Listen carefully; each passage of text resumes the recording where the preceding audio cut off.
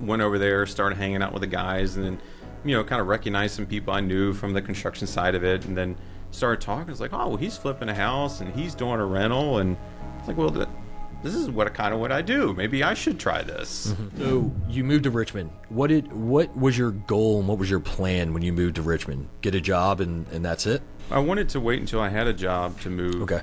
And then went to work for a local custom home builder. Great guy, still friends with him to this day.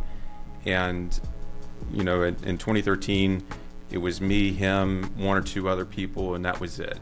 And I stayed with him for about 10 years. I started off as a project manager, then became production manager, and then became the land guy. And I was a land guy for, a small custom home builder. It's not the same as if you're a land guy for a national builder, but it, as the company grew, I was able to grow with it. I like to think I was part of that, but it gave me so sometimes when you move to an area, you don't have the backstory of, well, you see that 7-Eleven over there, that used to be this, that used to be that, Right. So you're at a real disadvantage. But because I was a custom home guy, we went everywhere. And we went everywhere. Sometimes in the city, sometimes in Rico. So it forced me to go to all these areas and learn the area.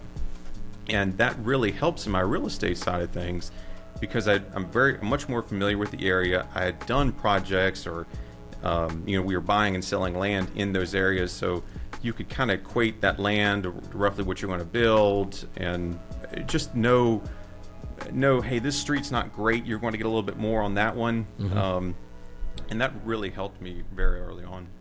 That's an interesting experience to get. I have a buddy now who is interested in real estate investing, and if he listens to this, he'll probably give me a hard time, but I give him a hard time because he hasn't started investing yet, and he thinks that he needs to learn more before he starts investing. But he's been working for a developer for many years, and now he's a land guy for one of the national companies, but only operates in this area. And he is just really well, so he probably could put on a blindfold and build a house, like build 10 houses without any issues. Like he's built hundreds of houses, and he's got such a good knowledge base that he almost knows too much, that he's like scared to get started because he knows so much about land and he knows so much about development. That he won't pull the trigger because he thinks he needs to know more. But I've seen the knowledge that he has gained through that experience, and he is just very well equipped to do a lot of things on his own if he wants to, if he pulls the trigger on it.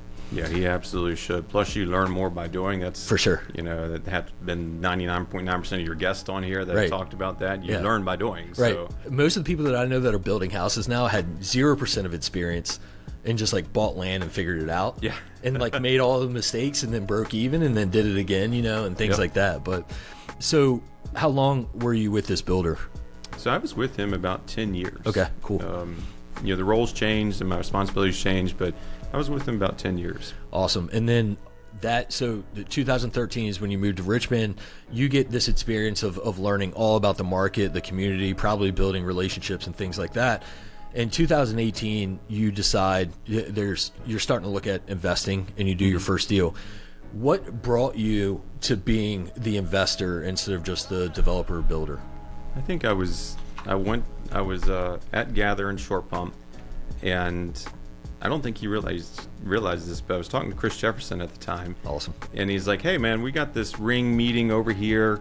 We're in real estate. You should come. You're in construction. You should come. So I went randomly just to go. At the time, it was in Killian's or whatever, that little Irish pub right next door, and went over there, started hanging out with the guys, and then kind of recognized some people I knew from the construction side of it, and then started talking. It's like, oh, well, he's flipping a house and he's doing a rental, and it's like, well, this is what I do. Maybe I should try this. And I was surfing on Facebook one day, and someone posted a house over in Hanover, and I looked at it, it's like, well, that's actually a halfway decent deal. So I called the guy, and he gave me the price, and when I was a wholesaler and still one of my good friends today, and I hung up the phone. I walked back into the house I was working on. I was talking to Mel, one of my good friends, and I was like, man, this is a decent deal. Like, maybe we should do it. He's like, well, yeah, we should definitely do that. So somehow we pulled our money together, bought it, and flipped it.